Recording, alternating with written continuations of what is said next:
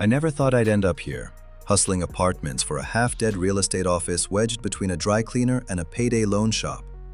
But New York is expensive, and the office promised commissions if I could move one particular listing. It was a brownstone walk-up on the Lower East Side. 4 flights of cracked marble steps, iron railings sticky with layers of paint. The kind of narrow stairwell where you can hear every footstep echo. The walls smelled faintly of boiled cabbage, grease, and the sharp bite of radiator heat. It wasn't glamorous, but I kept telling myself it was temporary, a stepping stone. They gave me a company blazer on my first day, navy blue with a stitched patch over the breast pocket. The lining was already frayed, but it carried weight. Wear the blazer, you belonged. Wear the blazer, you looked like you knew what you were doing. The boss was clear. This unit was my job. Lease it, and you'll earn your place.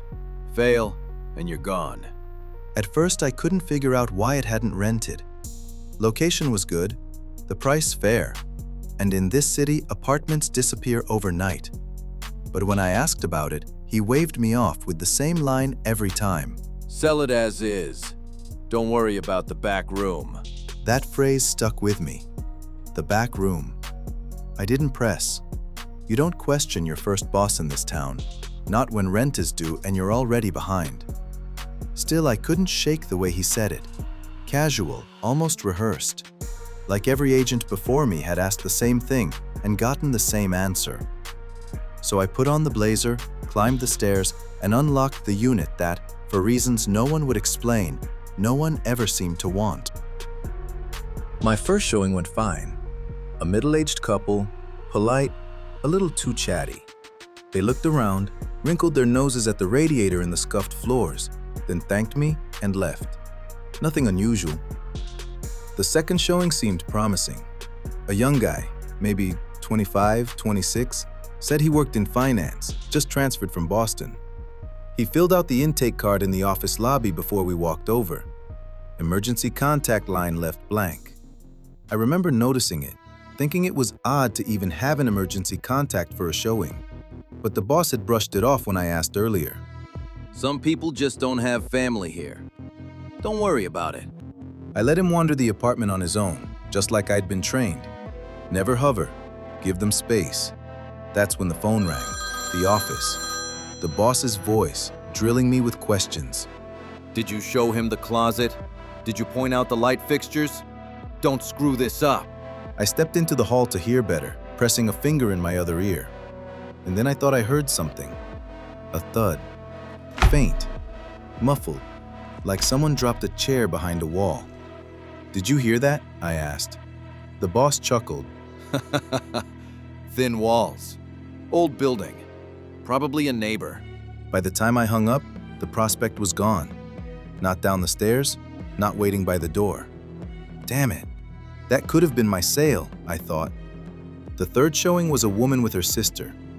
They toured together, laughed about the tiny kitchen, waved as they left. The fourth, another young professional, a woman this time, maybe fresh out of law school. Her intake card, too, was blank on the emergency contact line. She disappeared the same way.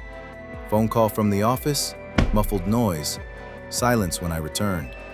No goodbye. I wanted to believe it was coincidence, but after a while, the rhythm became impossible to ignore.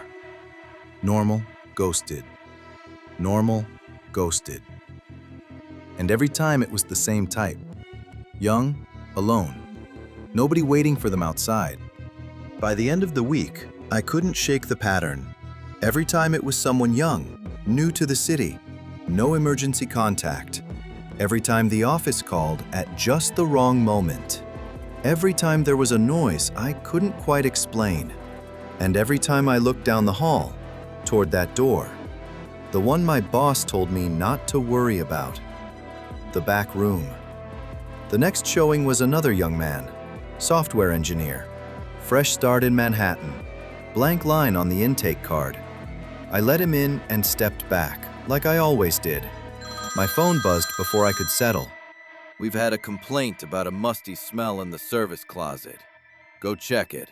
Tell me if it's the boiler or just someone's boxes. Keep me on the line while you look. It sounded like real work, something an agent would actually do. I told the prospect I'd be right back and slipped down the narrow corridor toward the side room the boss had named. The door stuck at the jamb. The place always took a little forcing. I shoved it open and there was a clatter. Old boxes, a loose shutter banging against the frame. I moved things around, called into the dark at the coil, did the noisy, useful thing my boss had asked for. When I came back into the main room, the air felt wrong. No footsteps, no voice asking about the closet. Silence, thick and absolute. I called the kid's name. Nothing. My thumb hovered over the phone, and I almost dialed the office. When the boss's voice came through again, casual, hurried. File it under maintenance. Don't get bogged down. Keep the showing moving. Something in my chest tightened. Against that casual dismissal, against the instinct to keep my head down, I walked toward the door I'd been avoiding. The knob turned under my hand, smooth and easy. It had never been locked. I was the one avoiding it. Inside, the air was damp and sour, metallic. The walls were covered with photographs, dozens of them, curling at the edges, pinned in uneven rows. Most were matte and old, but on top of one crooked stack sat a single glossy Polaroid that hadn't curled yet. The software kid's face filled the frame, mouth open, eyes wide. The image still looked wet to the touch, the white margin unyellowed. Beside it, a compact camera rested on a low stool. Its leather strap lay uncoiled, the lens cap off, as if someone had just set it down. My hand went cold. This wasn't an archive. It was a recent inventory. And then my stomach dropped. One of the photos showed a man I didn't know at first, until I noticed the navy blazer. Same cheap patch stitched over the pocket, same office badge clipped to the lapel. Another aspiring realtor, one of us. My phone buzzed in my pocket, a new message. I stared at the words until they stopped being print and became accusation. Congratulations, you've earned your place. I looked at the wall again, the faces, the empty-eyed stare of the man in the blazer, and the sentence settled in, cold and absolute. You've earned your place.